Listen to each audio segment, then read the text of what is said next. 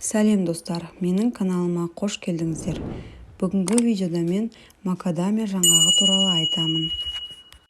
Австралияда өсетін әлемдегі ең қымбат жаңғақ макадамия.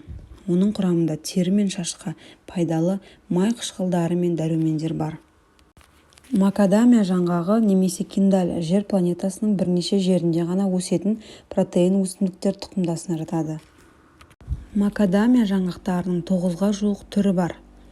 Сонымен қатар бұл жаңғақты фармакологиялық және медициналық мақсаттарда да қолданады. Макадамия жаңғағының 9 түрінің 5-еуі тек Австралия топырағында өседі. Өсімдіктің қалған сорттары Бразилияда, ақш-та, Гавайиде, сондай-ақ оңтүстік Африка аймағында өсіріледі. Алайда Австралия макадамия жаңғағының отаны болып саналады. Өткен ғасырдың басында ботаниктер макадамия жаңғағының пайдалы қасиеттерін зерттей бастады. Макадамия жаңғағы температураның өзгеруіне жақсы төзетін, сондай-ақ теңіз деңгейінде 750 метр биіктікте өсе алатын жемісті өсімдіктердің сирек кездесетін түрлеріне жатады. Макадамия жаңғағы ағаштары 7-10 жасында жеміс бере бастайды.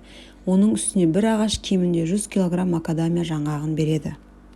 Жаңғақ тропикалық климатта өседі және ең қыңыр болып саналады. Оған зиянкестер жиі шабуыл жасайды, ал ағаш 10-шы жылы ғана жеміс береді. Бұл оны салыстырмалы түрде сирек етеді және құндылық қосады. Макадамия жаңғағы витаминдер мен минералдарға өте бай.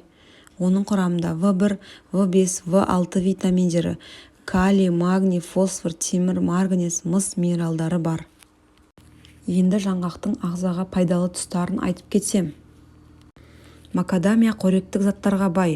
Оның құрамында В тобындағы дәрумендер, Е дәрумені, сонымен қатар минералдар, кальций, селен, мыс, фосфор, мырыш, калий бар.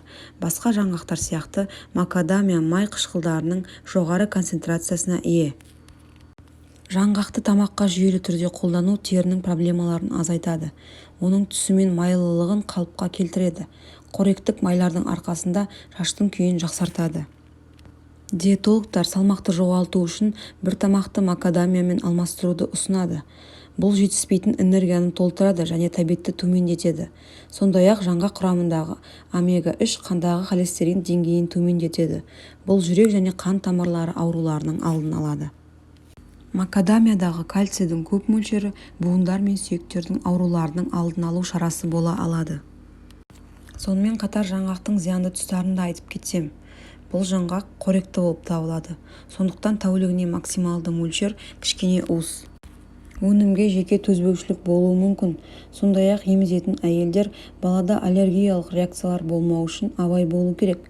Асқазан, ішек, ұйқы безі мен бауыр ауруларының өткір кезеңінде макадамия жеу ұсынылмайды. Бұл жаңғақтардың құрамында кальций, калий және темірдің көп мөлшері қантқа деген құштарлықты азайтуға көмектеседі. Тәттілерді жеуге деген ұмтылыс рациондағы майлар мен минералдардың жетіспеушілігінен туындайды. Қалай болғанда да бір уыс жаңғақ әлдеқайда пайдалы десерт.